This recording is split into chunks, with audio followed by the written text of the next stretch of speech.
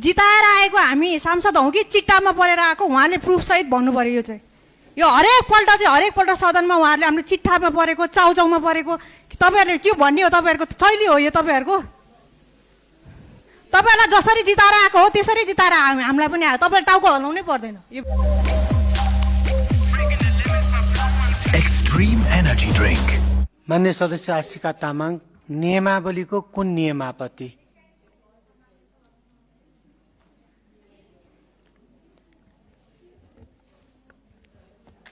Mic दिनुस्। मान्य सदस्य 1 मिनेटभित्र राख्नुहोस् आफ्नो कुरा। सम्माननीय सभामुख महोदय, पूर्व वक्ता मान्यज्यूले भन्नुभयो यो हामीहरू चाहिँ चिट्टामा परेर आएको भन्नुभयो। उहाँले प्रुफ दिनु पर्यो। त्यो हामी जनताले प्रत्यक्ष जिताएर आएको हामी सांसद हौँ कि चिट्टामा परेर आएको उहाँले प्रुफ सहित भन्नु पर्यो। यो चाहिँ यो हरेकपल्ट सदनमा उहाँहरूले हामीले चिट्ठामा परेको चाउचाउमा परेको तपाईँहरूले के भन्ने हो? तपाईँहरूको शैली हो यो तपाईँहरूको? तपाईँहरूलाई जसरी जिताएर आएको हो त्यसरी जिताएर हामीलाई पनि आयो। तपाईँले टाउको हल्लाउनै पर्दैन यो विषयमा। हस्, धन्यवाद। उहाँको यो रेकर्ड चाहिँ सम्पूर्ण हटाइयो सम्माननीय सभामुख महोदय। धन्यवाद।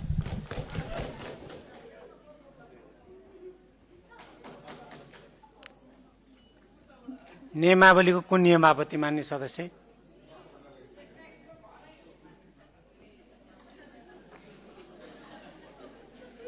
माइक दिनुहोस्। मान्य सदस्य 1 मिनेटमा आफ्नो कुरा राख्नुहोस्।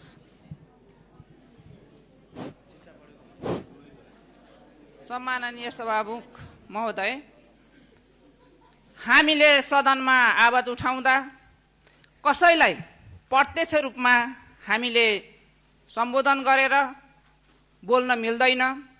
हामीले जति पनि कुरा राख्छौँ त्यो सभामुख मार्फत हामीले आफ्नो अभिव्यक्ति दिनुपर्छ। म पहिलो संविधान सभाको सदस्य पनि हो। म आफै सहभागी भएर बनाएको संविधान अनुसार अहिले यो सदन चलिरहेको छ। हामी यो सदनमा छौँ, बोलिरहेका छौँ।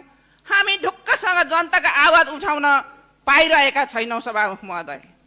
प्रतिपक्ष भएर हो कि के हो? हामी बोलिरहँदा जुरुक्क उठ्ने त नियमापत्ति नै भएको हुँदैन, तर नियमापत्ति गर्ने। यसले गर्दा हामी ढुक्कसँग जनताको आवाज उठाउन सकिरहेका छैनौँ। यसलाई राम्रो तरिकाले नियमापत्ति पनि